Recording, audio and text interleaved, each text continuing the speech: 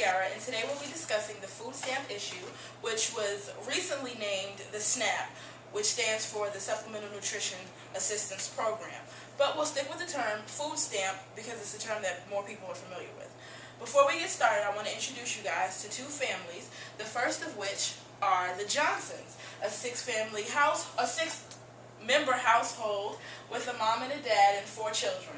The mom is a clerk at a nearby health clinic, and the father is a security guard at a nearby gated community.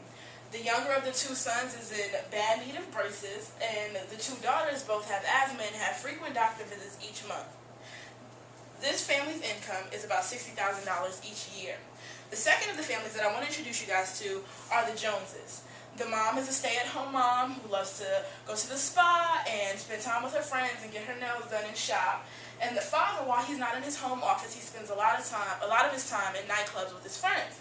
He is one of the biggest drug dealers in our neighborhood. This family makes more than $75,000 each year.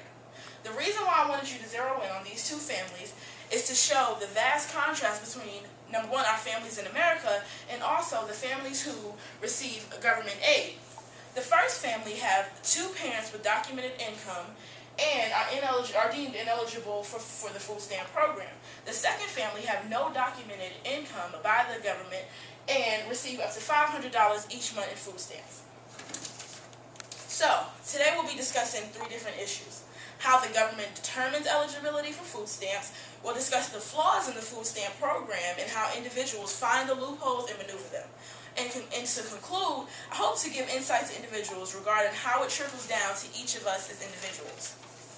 So, according to Michael McKenna, the field manager of the No Kid Hungry campaign, about 15% of Americans are currently living on food stamps.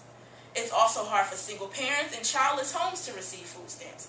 Originally, the food stamp program was to provide families with foods like the meats and the veggies and the everyday nutritional foods that we see in our households. That has definitely changed in the last couple of years. So, now that we've identified what the main eligibility requirements are for the food stamp program, let's discuss some of the major issues with the program.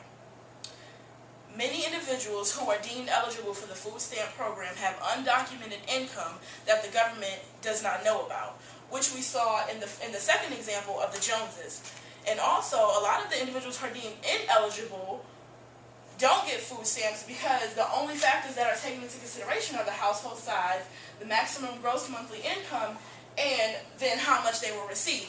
The extraneous factors, the fact that the little boy needs braces and the fact that the twins both have doctor visits frequently each month, are not taken into consideration. We also need to take into consideration that the program was originally for food and for nutritional purposes. In the last couple of years, the laws have changed and people can now purchase alcoholic beverages with food stamps. It's not legal in every state, but in Georgia it definitely is. So, how does it affect us? On a day-to-day basis, these are not the issues that we think about. Of course, we don't want any families to go without food, and granted, there are some Americans who are in need of the government assistance program. However, what about the ones who abuse the system and are merely interested in self-gain? How are we then affected? The fact that you are sitting in this very room today means that you should be interested in the issue. We are all either college students or college professors in a public institution, which means the upkeep of this vicinity is funded by the state government. Professors are being paid by the state government. Our financial need as students is determined by the state government.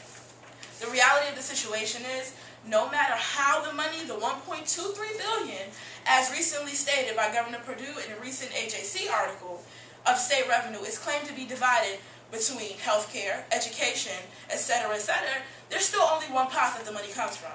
A lot of the times, teachers and students get the short end of the stick because the government has not decided which is the best way of divvying up the money. So, we've discussed the food stamp program. We looked into hypothetical situations, real requirements, real charts, and real statistics. I want individuals to understand how they are affected, each one of us, by the government's choices and what revenue will be spent on.